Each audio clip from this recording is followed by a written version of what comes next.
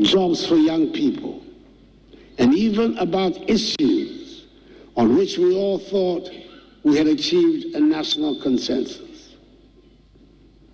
When some amongst us are raising questions about the certainties on which we are building the state, it is not surprising that worries about the stability of the government will become cause for heightened tension in the nation.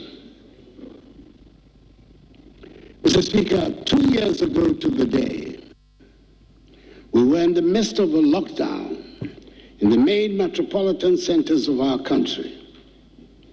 We were truly in the midst of the unknown. It took a while before it even got a name, but a pandemic it was. And the only certainty about it was that nobody knew very much about it. The scientists, the health experts, and the World Health Organization were all united in their view that the virus would cause a lot of devastation. The measures that have been announced by the Minister for Finance are meant to demonstrate that we are aware that we are in difficult times and we are addressing the situation. The belt-tightening measures being set for members of the executive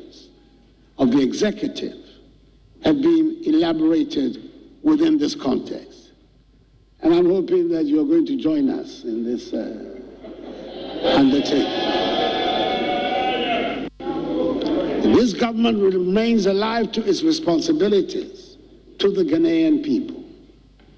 The difficulties of the time notwithstanding, we intend to continue to grow this economy and bring prosperity. That will only happen when we continue to invest in the future.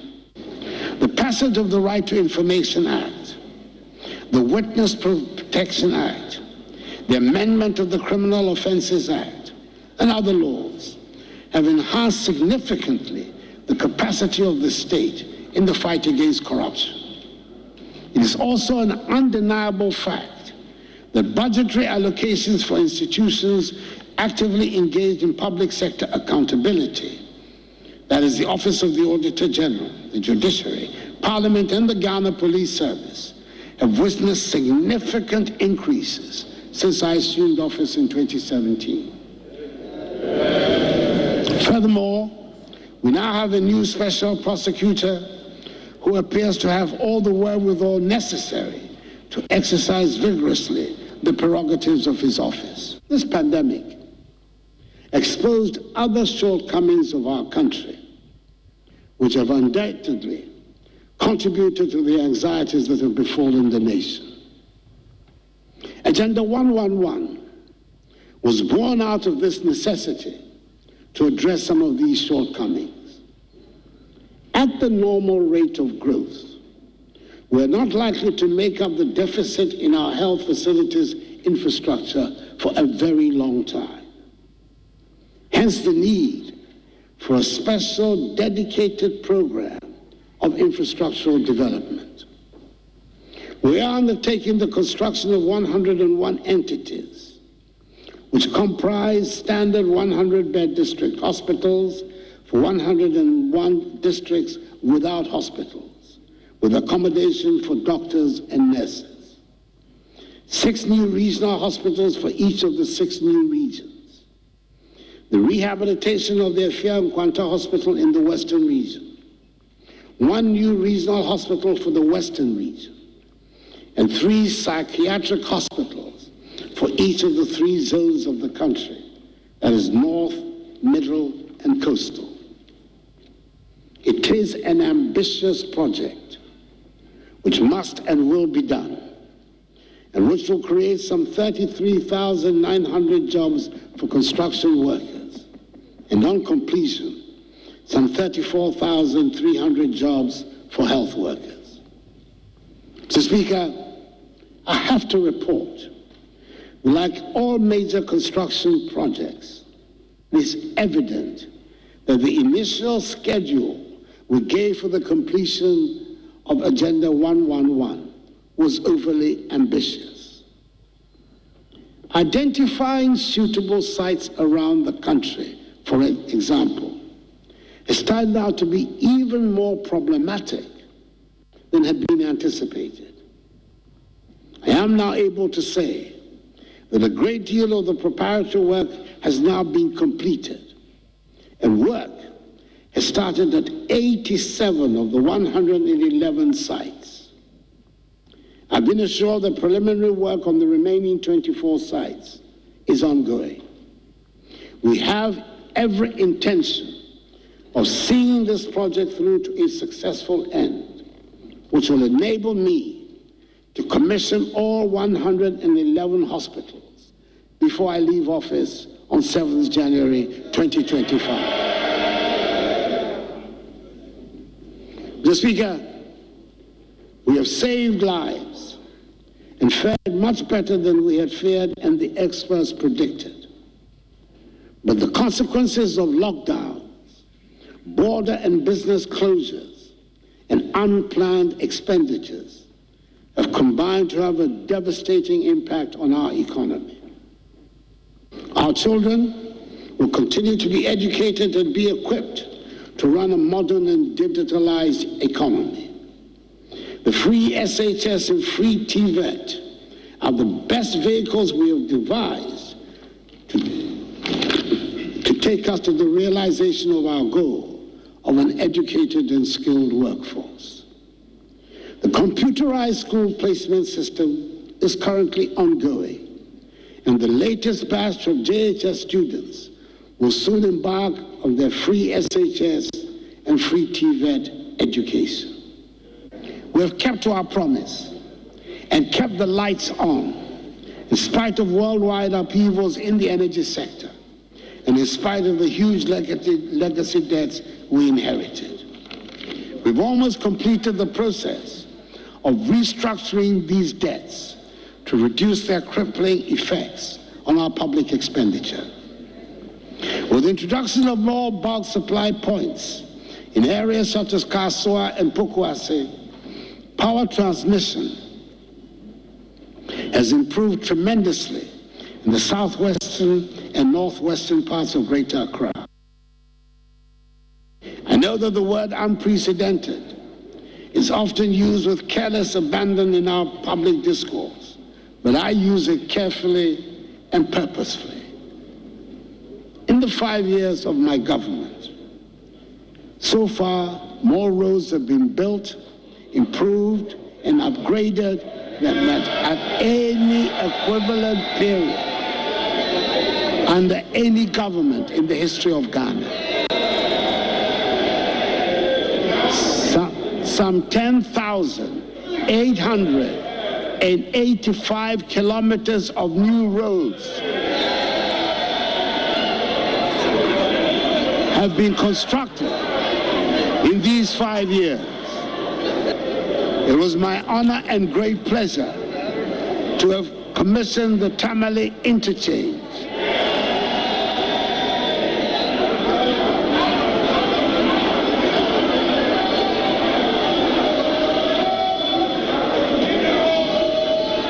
The first such interchange in the northern sector of our country, which the people of Tamale gladly celebrated.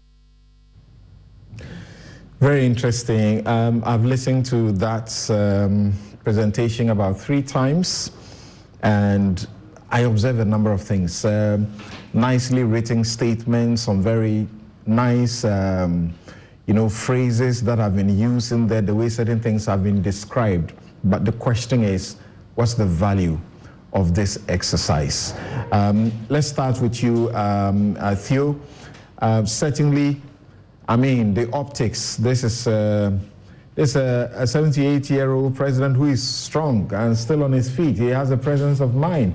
He's standing on his feet for this long and talking, and even the way he goes about making the presentation shows that he's strong. But question is, nice English and all, When I read like 2 years ago, it felt like we had fallen into a dark, malicious, and terrifying abyss. Like, good. Whoever is writing must be doing a good job, and we have known him to write for himself for a long time, but he cannot afford to be doing that anymore.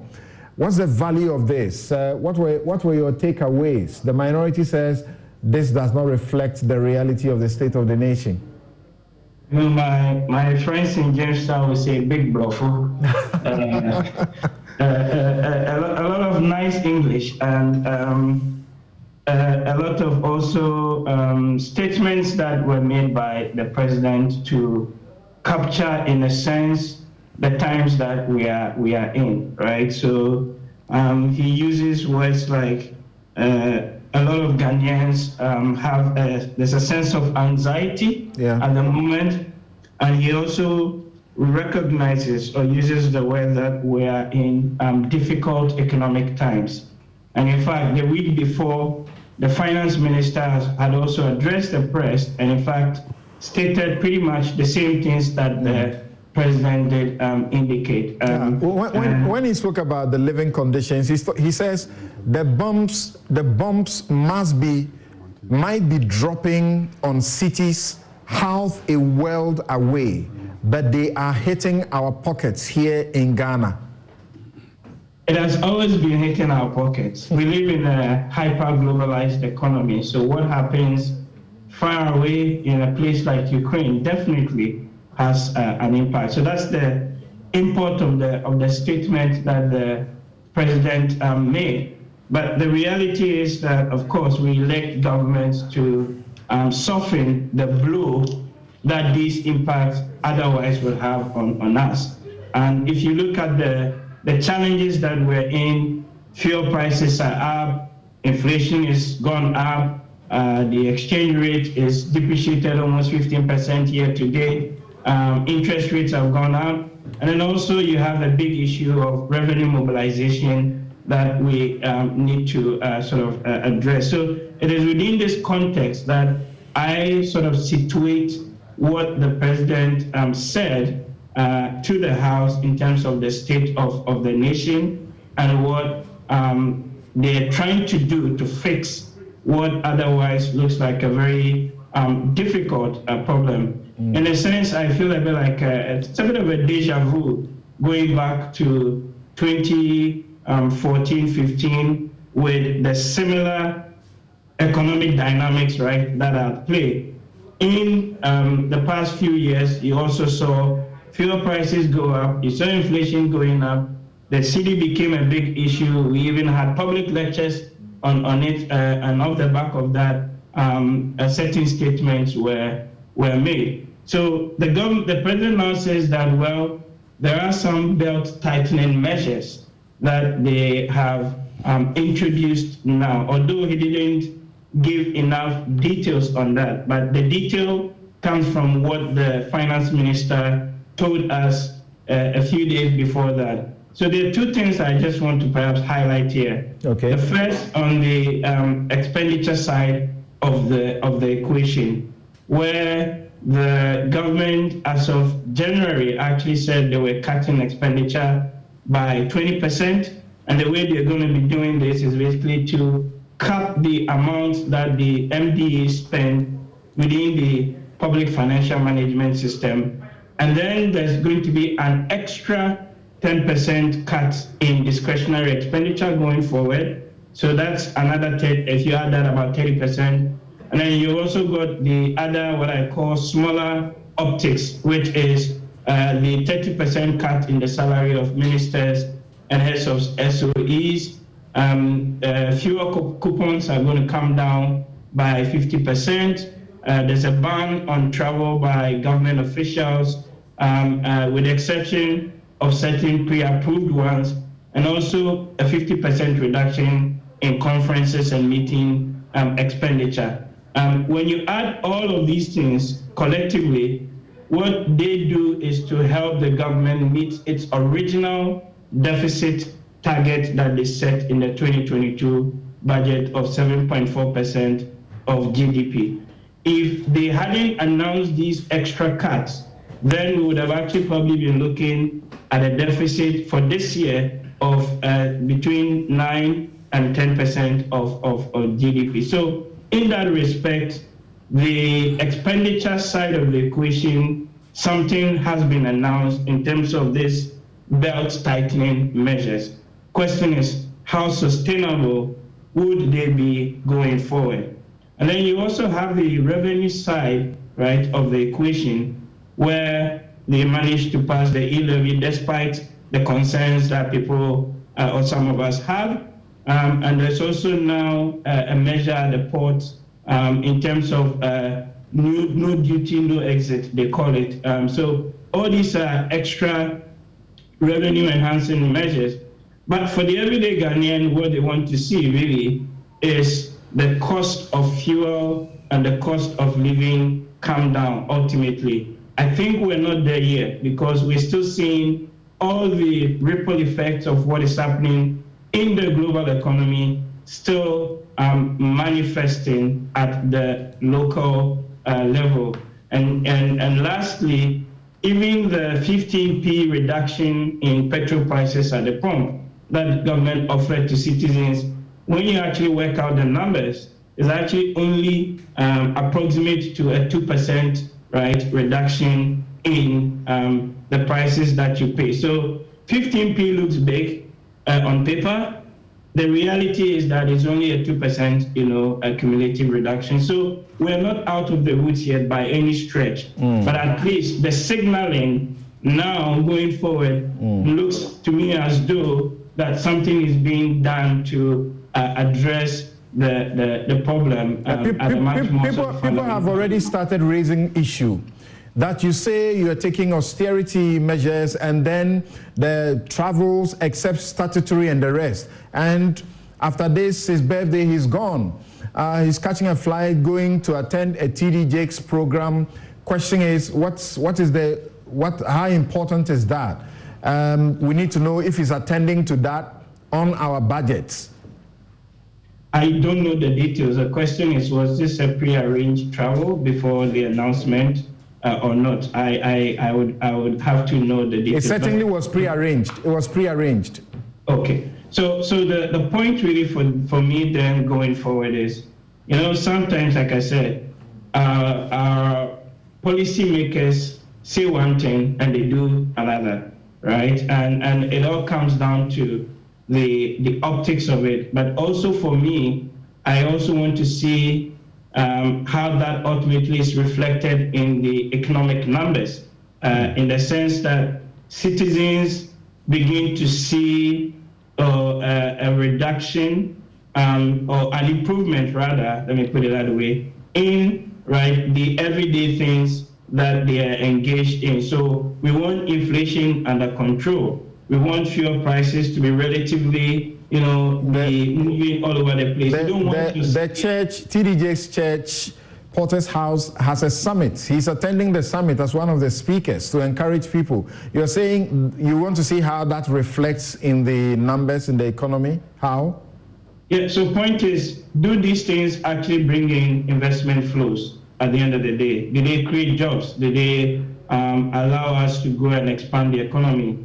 Can some of the meetings actually be scrapped, right? In the sense that you don't need to travel to have some of these engagement. These days, I sit here in the UK and I talk all over the world, right? And you are able to still speak. But sometimes too, you actually need to travel to have those, meetings and engagements. So we need to work out the cost benefit.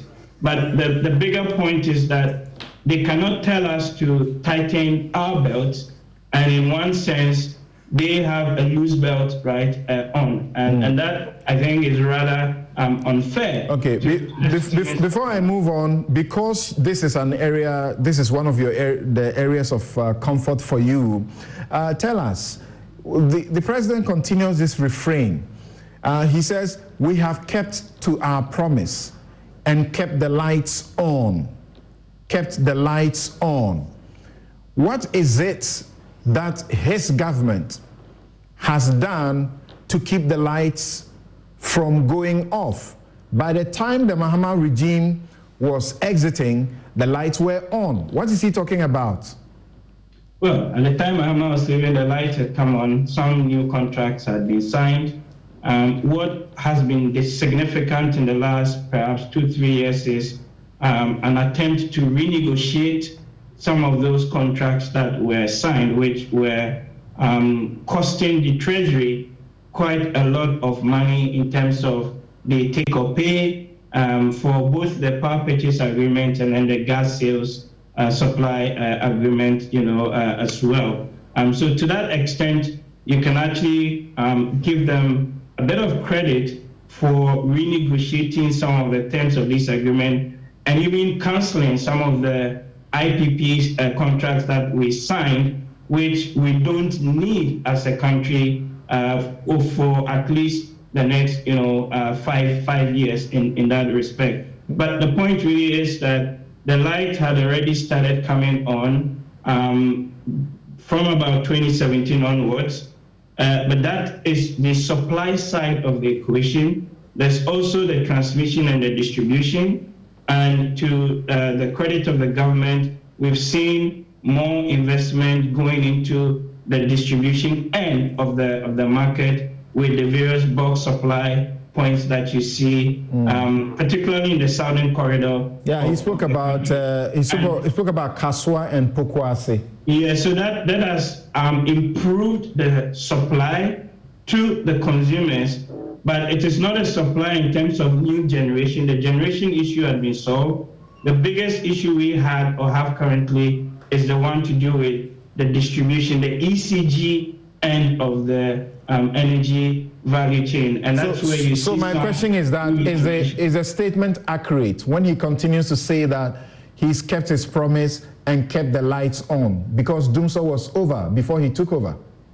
Yes, but Dumso was a supply problem. What we're dealing with now is an intermittency issue in terms of the distribution networks.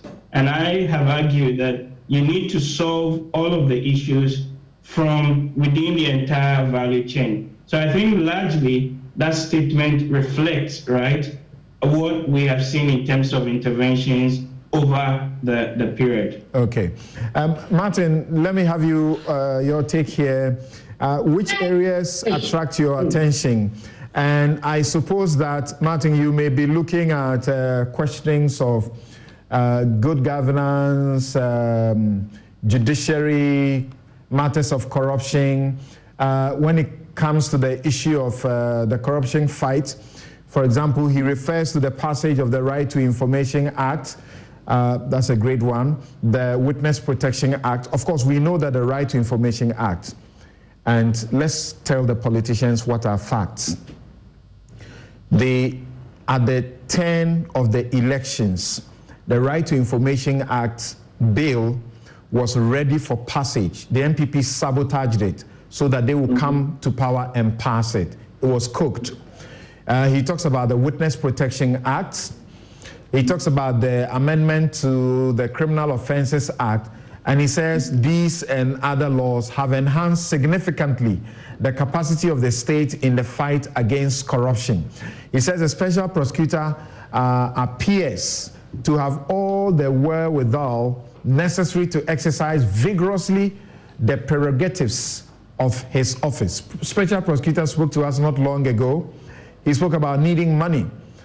The amendment of the Criminal Offences Act, what's your understanding of which amendment has led to significantly enhance the capacity of the state to fight corruption? I don't understand that. Yeah, Samson. So as far as I'm aware, the amendment that comes closest is the one about recalibrating corruption now, okay, as a felony. But in actual fact, it's just a change of name because, hitherto, even though corruption was called the misdemeanor in the Act 29, that's the Criminal Offences Act, right, popularly called Criminal Code. Under Section 296 of the Act 30, the punishment was up to 25 years. You see, they made an amendment. That's so right. Though you see misdemeanor in Act 29, the punishment for it in Act 30 was up to 25 years. So the subsequent amendment under His Excellency's regime to make it a felony really is just giving it a new name. But in practice, it was biting that much if only we had people who had been convicted. It was form and not substance. Excellent. Okay. Now there is a minimum of 12 years. Okay. I think, yes, that's the thing. So still, but something where it is that low-hanging fruits. So for me, really, that amendment doesn't carry us far. I would have expected that you and I, our favorite provision under let's say Article 286, Clause 4, the one that talks about unexplained wealth. Right. Something that is the heart of the matter. That is the one we need to implement. Unexplained wealth. Somebody comes into office and then overnight he's building properties left, right, center. By the time he's leaving, he's amassed so much wealth. That is what we need to implement. That there will be a law to implement the 286 plus 4. That at the time you are leaving office, you appear before Shraj, okay, automatically, and explain all your wealth. And I'm saying that in our history, when the Jiage Commission sat, our history shows that people used to send evidence to the commission in the night. They go and push it under the doors. So the next morning, by the time the commissioners and staff came, they would find envelopes that contained evidence that Mr. X, upon becoming minister, built this house, bought this fresh car, Bugatti, Lamborghini, I mean, you name them. And so investigate. You remember that the last time CDD, the last time I read something about this corruption fight, they said at least 8 out of 10 Ghanaians are scared of reporting corruption and other malfeasances against public officers. Samson, let's pause a minute. Most of our population are scared of reporting. So the only method or a more viable way of fighting corruption is that have a standing committee, then the people can send evidence surreptitiously. You remember this case, Republic versus Apia. He was a special prosecutor even before Martin Amidu under the old law. That was how Apia, who was a special prosecutor himself, was charged, tried, and convicted. Somebody found his bank accounts in England and all that, and took it. They went and slipped it under the doors. They found it at the offices of the commission that was set up.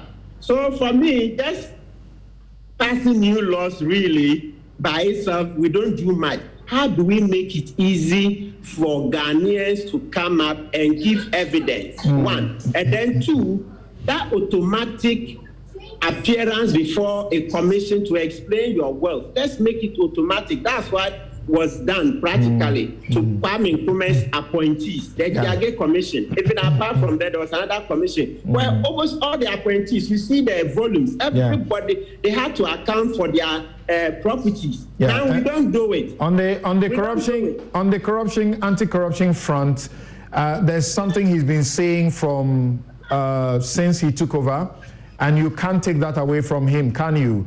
He speaks about the Office of the Attorney General, the Auditor General, the Judiciary, Parliament, and the Ghana Police Service that have witnessed significant increase in their budgetary allocations since he assumed office in 2017. My only issue is, if you are giving the report of the state of the nation, is it to 2017? But that's something you can't take away from him, right? Yes, something. Yes, that's good. That one, yes, I doff my hat off for him. Yes, the increased budgetary allocation is good. It's good, especially when it comes to law enforcement. You know, when you interact with the police, prosecutors, and investigators, often transporting accused and suspects to court is such a huge problem. Okay. So with the increase in the number of cars that they've given them, we hope it will trickle down, because you still see police investigators taking accused persons in taxis and the rest to court. So it appears maybe IG at this level, maybe the cars that have been given, some have to trickle down. Right. Sometimes you see the police vehicles, but you still see a lot of taxis too. So I doff my hat off to the president. maybe we should do more, except that now we can't borrow more. So I really wonder where the money will come from. You may be wrong, because we know that e-levy, it is intended to be used as a collateral to secure a loan, as the Roads Minister told us. Yes, Mama Yarga, the president spoke, and people recognize, I mean, except those his critics who criticize sometimes even without merit. They must criticize all the time, anything, anyhow. He showed that he understood what was going on, the cost of living for people, the absence of jobs, and the rest of them. He sought to empathize, or if you like, sympathize with people. And then he came to issues like roads. He spoke about the 75 kilometers of new roads that have been constructed in the 5 years that he has been president. That's a lot of things he's done. I mean, as part of the show of empathy, following day he flew out of the country and then went to the US, all at the expense of the state, to attend the church service effectively. We had known a month ago that he would go to TDJ's program. It's been advertised. TDJs have been speaking about it. Yes, and after that, he then committed to his country that he's going to cut cost. And as part of the cost-cutting measure, he's going to reduce travels of public officers. And I imagine that most public officers in this country travel to transact public business. But in his case, he is traveling not to conduct public business, but to satisfy TB Jakes, because this is not public business. When he gets to the UK and he's meeting the Prime Minister at number 10 Downing Street, that, I think, is public business. Maybe he will spend a day. So if he spend a day in Porter's house, and I hear he has 4 days. It is the rest of the 4 days he'll be working for us. It is the fact that he's paying plane tickets with a whole security apparatus and administrative machinery, because he always needs them around him to travel to the US before he then goes to the UK. The airfare is not the same. The hotel expenditure will not be the same, and their per diems and other things will not be the same. So clearly this is not an expression of empathy. And then he says 10,000 new roads. I mean, he's chairman of the Roads Authority, Roads Fund. He knows that they haven't done 10,000 new roads. At most, the records show that they've done about 4,000 new roads. And even most of them are not really new roads. The evidence shows that most of them are routine maintenance, reshaping of roads, and etc. I mean, every government adds on. The 4,000, but just tell exactly what you have done. The 4,000 yes. is what the Roads Minister reported to Parliament about what had been done as at, is it May 2021? Yes. So, except that he presented that report this year. Yes, but the point is that May 2021, between May 2021, there hasn't been much construction in this country. There hasn't been much construction in this country. And this country doesn't even have the capacity in terms of machinery and contractors within 1 year to construct 6,000 roads. We don't have the capacity. Even if we had all the money available, we don't have the capacity to do that. So clearly... Is it possible that at the time the Roads Minister was reporting, these about a cumulative about 6,000 kilometers were near completion and he didn't want to add them? I'm saying that. And so it could take just a few months and then he asked them. I'm saying that it is impossible. It's not true. We've gone for the details of the roads. Many of them are just reshaping, routine maintenance. They are not new roads. New roads are when you go and take a virgin land and you now construct a new road. Then you go and take a path to a town or a village and then you now construct into a road. If there's already a road and then through erosion and other matters, you need to just reshape and you go and reshape. You haven't constructed a new road. You've done routine maintenance, you have done reshaping and etc. Sometimes you redo it completely. That'll be a new road. Every government does something. He has done something. I cannot say that he hasn't done anything. In fact, the road to Boku has been constructed. As we speak, there are major bridges going to Boku that they are busy constructing. So I'm one of those who I used that road not long ago. It was good. Yes, I'm one of those who will not deny that some work has taken place. But if you do 4,000 and come and say you've done 10,000, well, you you misrepresent your character. And I think that that is not. So why didn't you right. on the floor admit some of the things that he has supervised, rather than say the things you are saying is not a reflection of the reality? And the minority leader spoke on your behalf. Yes. If he has done 4,000, he's come and says he has done 10,000. It's not a reflection of reality. We're not saying he hasn't done anything, but capture the reality. Capture what you have done. Acknowledge what is done and then criticize what there's fault with. That we do. I mean, is that not what I'm doing here? The minority leader didn't do that. Oh, but he just made a general statement. Minority hasn't even spoken yet on the State of the Nation address. He hasn't debated yet. Others are debating it. And we are debating it in the media. So where we need to acknowledge, we do, but you know, you don't tell such grievous lies. And you talk about electricity. I mean, he keeps trying to create an impression that he solved the problem of doing so in this country. Everybody knows that when you came, the lights were on. But I'm you know, admiring his antics. You see, he keeps saying that I have succeeded in keeping the lights on. When he says keeping the lights on, he acknowledges that the lights were on. His job is how to keep it on. He didn't say that I have put the lights on. If he had said that he put the lights on, then he solved the Doomsday problem. But he's admitting that somebody solved the Doomsday problem, and that he is now just managing to keep it on. What he doesn't do is to admit that the person who solved it and put the lights on also had a strategy for keeping it on. And that was why we went into the compact, the Millennium Challenge account. You know, we had a compact with them, which was energy centered. Yeah, but you have left unconscionable debts on the country, and they blame partly our woes to some of those debts. Not really. I mean, the whole idea is that we had an ambitious program of generation. They felt we didn't need to generate as much as we agreed to generate with contractors. And therefore, that ambitious program of generation, you know, imposed burdens on us. But we explained that it was pursuant to a program of selling what we didn't need. So if you've decided that that is not going to be your agenda, that's a different thing. It was our agenda. Can I clarify that point a bit? Yes, Dr. Champon, let's hear you. Yes, it's just a quick intervention. I mean, the idea of wanting to sell what you don't need, fine. But you cannot be selling power at more than 15 cents a kilowatt hour to your neighbors when next door in Cote d'Ivoire, others are selling or generating power below 10 cents a kilowatt hour. So I think that also needs to be put into context that, okay, we over procured power, which we didn't need, and that imposed a strain on the treasury. So I just wanted to clarify that point. Okay. Well, right. It wasn't just that you were going to sell, but also we had an ambitious industrialization program, and so we assumed that within that period, you said that in the next 5 years we'll not need it, but it means that in 5 years' time we will need it. So everybody and what the vision and the strategy was.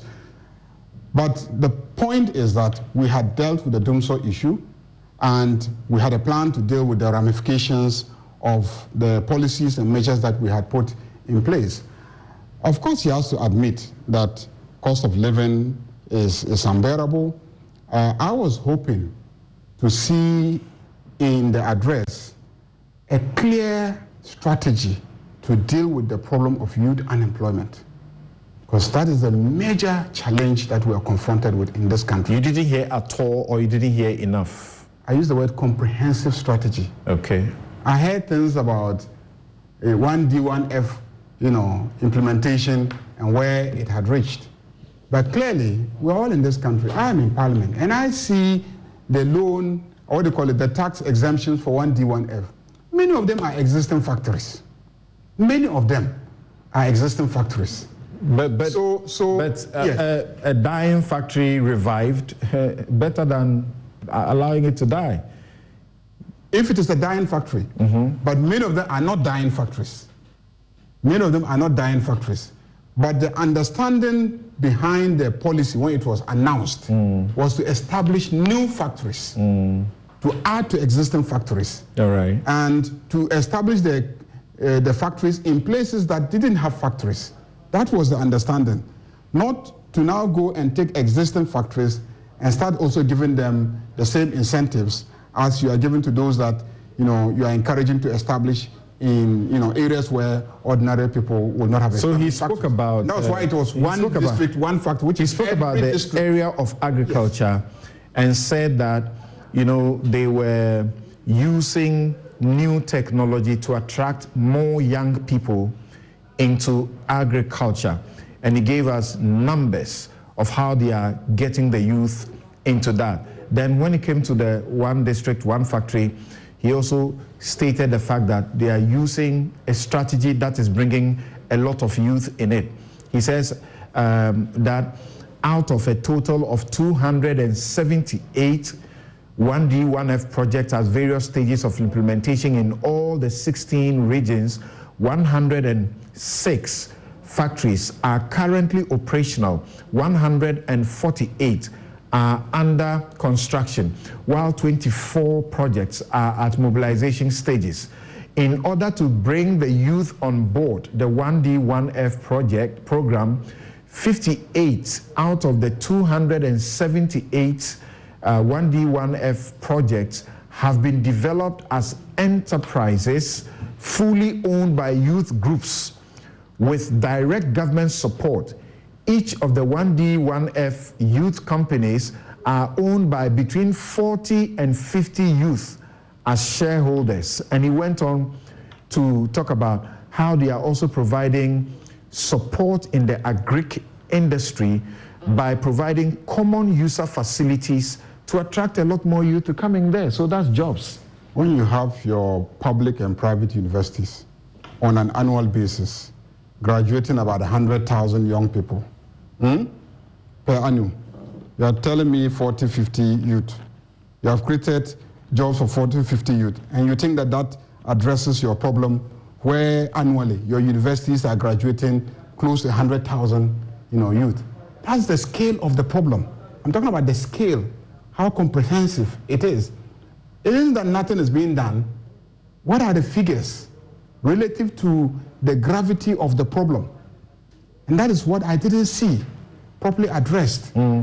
So, you can come and address the nation and say nice things, but I will look at the figures behind the nice things. So, yes, 1D, 1F. How many years now? You announced this policy before you came into office. You got into office as far back as 2017, okay?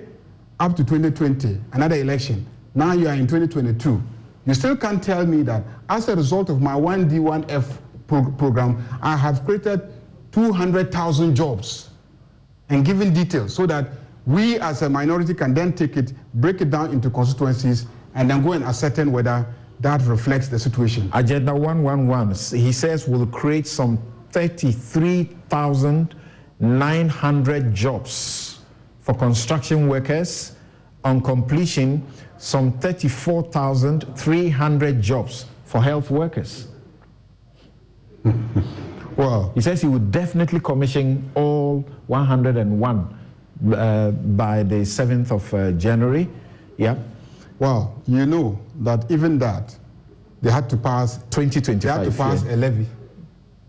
The COVID levy was passed, and in the whole press briefing of the Minister of Finance, they indicated that they're going to use a portion of the COVID levy to provide these hospital facilities. Okay. So what is ingenious about taxing us and taking the money to go and construct hospitals? They haven't really been ingenious about anything. It's an easy way of managing a country. I thought you told me earlier that you're admitting where you have to admit that yes. he's making progress. Yes. And then where you have to criticize, you criticize as it were reasonably.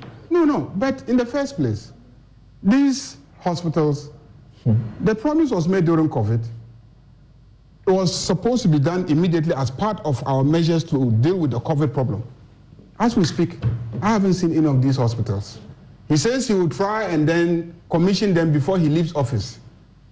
He will not commission them before he leaves office. I know that for sure. Even if one or two of them may be successfully commissioned. Because the last time we asked, the ministers were talking about procuring land in some communities for these hospitals. It took them 2 or 3 years since the announcement of the policy for them to even get the land to construct. When I know that every chief is scrambling for hospitals in his jurisdiction. And so if you ask chiefs for land, overnight they'll get to the land. He says but this government managed to take years just to secure the land. He says the hurdles have been cleared. So now there's preparatory work. Preparatory works have been completed, and work has started on 87 of the 111. As we speak, every chief is eager to get a hospital in his jurisdiction. Okay. And will be eager to give the land overnight. They didn't need to waste years just to get the land. Secondly, there are model designs of hospitals sitting at the Ministry of Health. Depending on how many bed hospitals they need, they just no. For this one, they have the design. For this one, they have the design. Yes. Yes. So what are the taking us? What do you say about the criticism that the regime, as in your government, quote unquote, is suffering over the state of the nation? Well, we are in a political space, and like you put it to Ayerga, it will be difficult for them as a party to see anything good in us. And understandably so, we are in a political competition, and they are looking forward to 2024. But you see, this is not an NDC MPP matter. It's an issue for Mother Ghana. And when you have done almost 11,000 kilometers of roads, that must be a fact. First, government says it has kept its promises it made.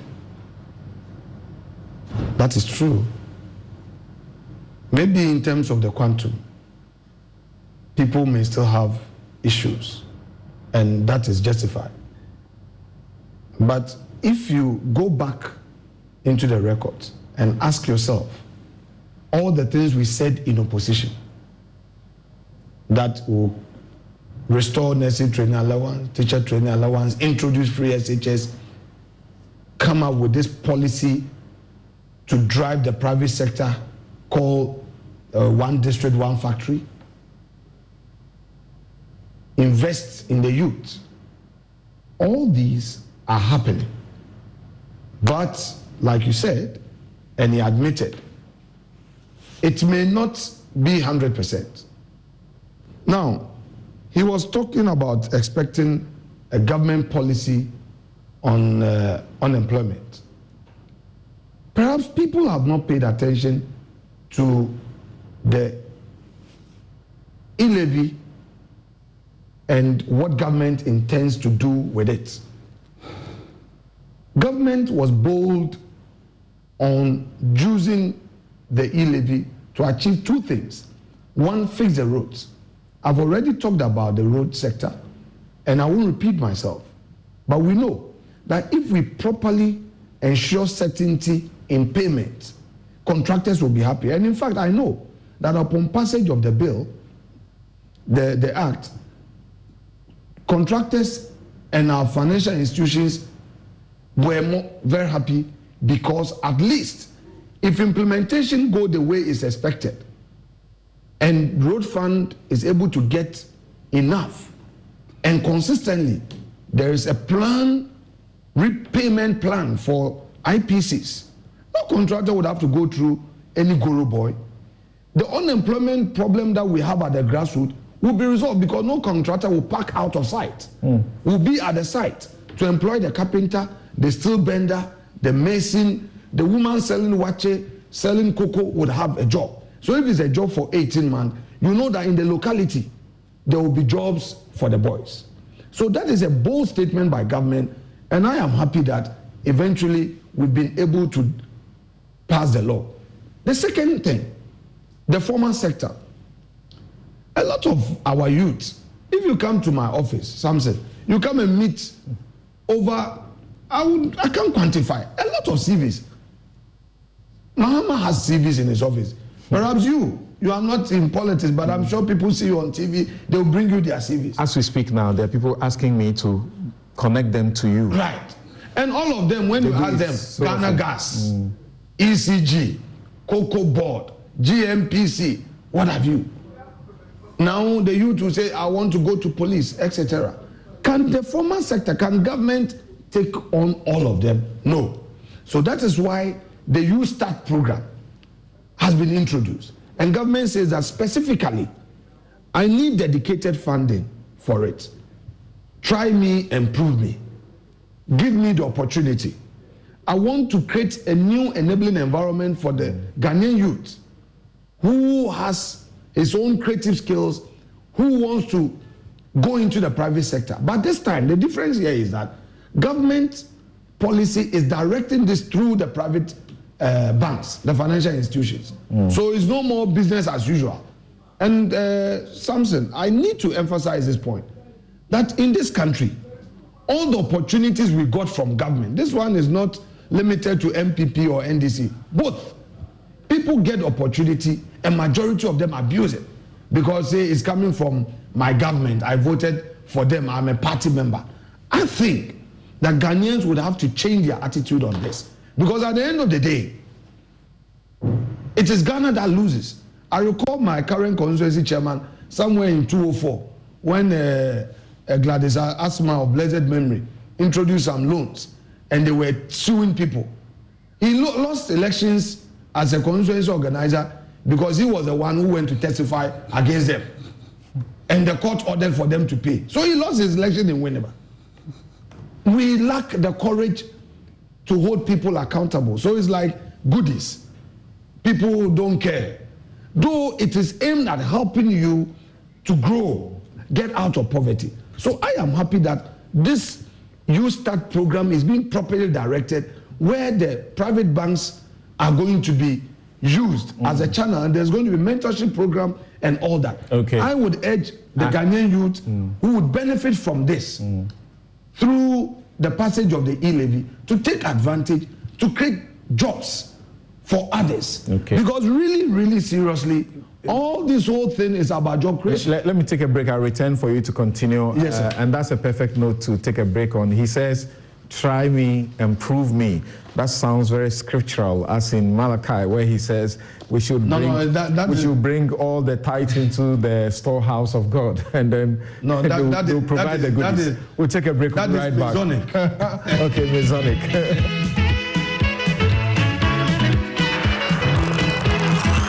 Have you thought of where to get your dream home? Waylead is offering you a better option. Check out our exclusive all-detached house gated community. Sizes ranges from cozy 3 bedrooms to a luxurious 5 bedrooms. We at Waylead are committed to providing you with the best building quality and value for money. In fact, we are the proud recipient of 2019's Quality Property Firm Award. Just like our homes, our payment terms focus on your need. Choose from installments up to 24 months without interest, or take advantage of mortgage up to 20 years. At Waylead, we build homes for you. Call us now on 024-011-1119 or 050-4499-999 to secure your dream home now.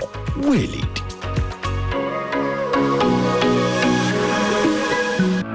For decades, we have helped businesses connect with their trade partners all over the globe.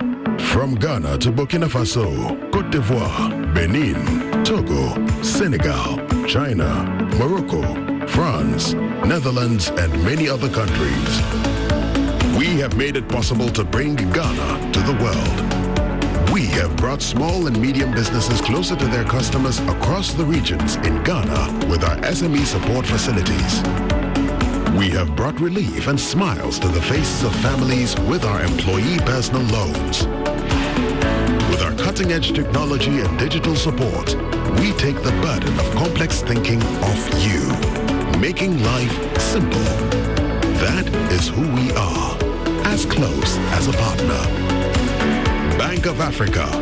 We are indeed the African bank with the global reach.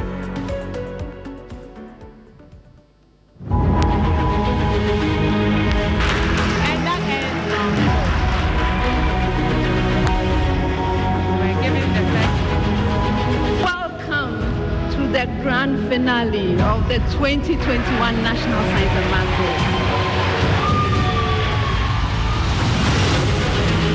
Points 15 Kelvin. Yes.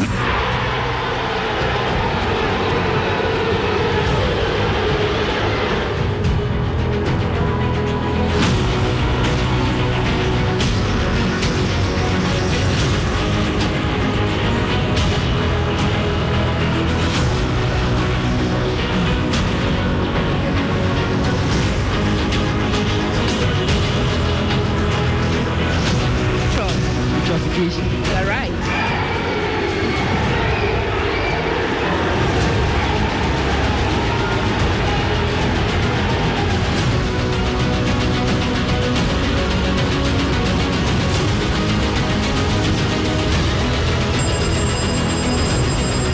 Eden. A neutron. Yes.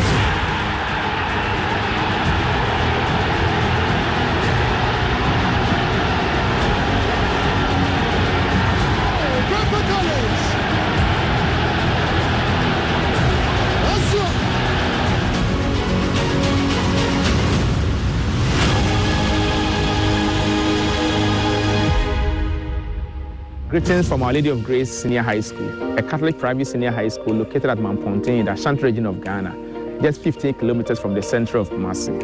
OLAG is a citadel of excellence because we have qualified and experienced staff, ultra-modern academic, domestic, recreational, and healthcare facilities, coupled with scholarship opportunities for brilliant but needy students.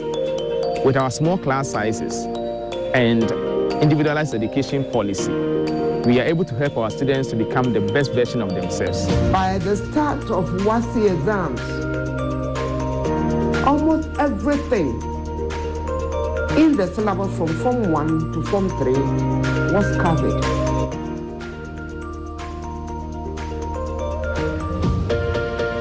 Bring your child to OLAG and you will never regret you there. We urge parents to bring your awards to us and we give them the best. Thank you.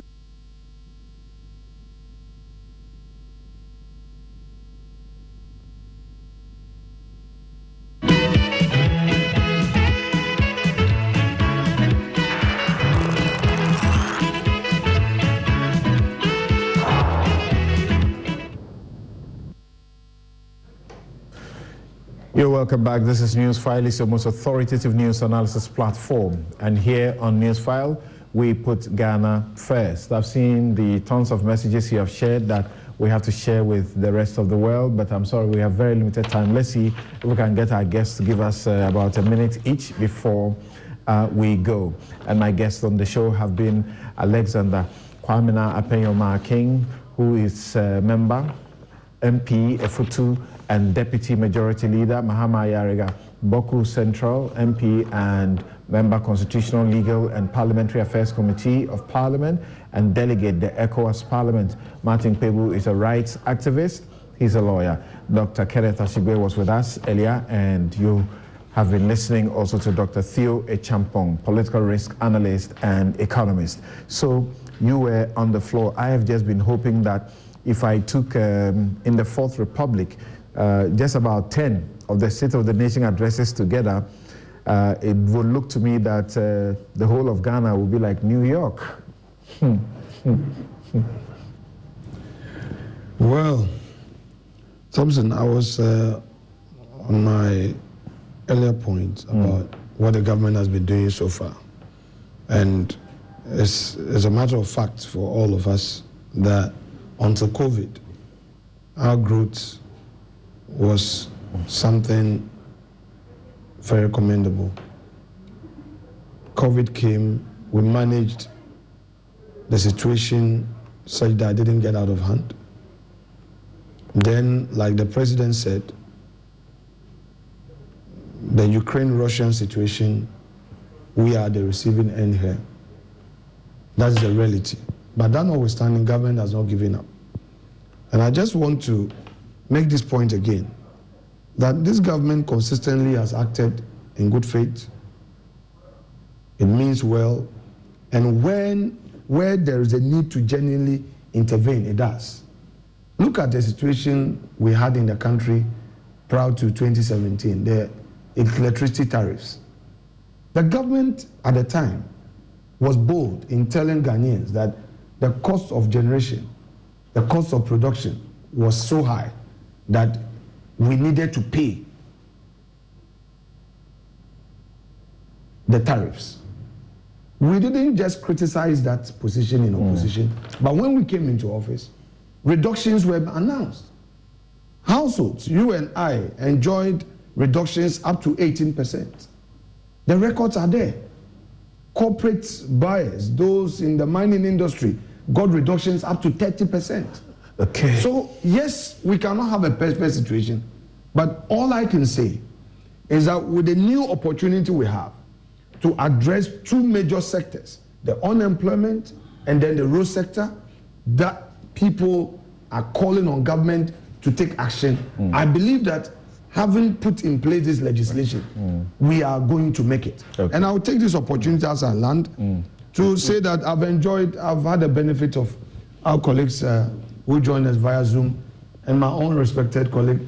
We spent time in ECOWAS Parliament together, where there's no NDC or MPP. Okay. And unfortunately, this is where we draw the curtains. I was hoping that we could go around and get a minute each, but unfortunately, time is up.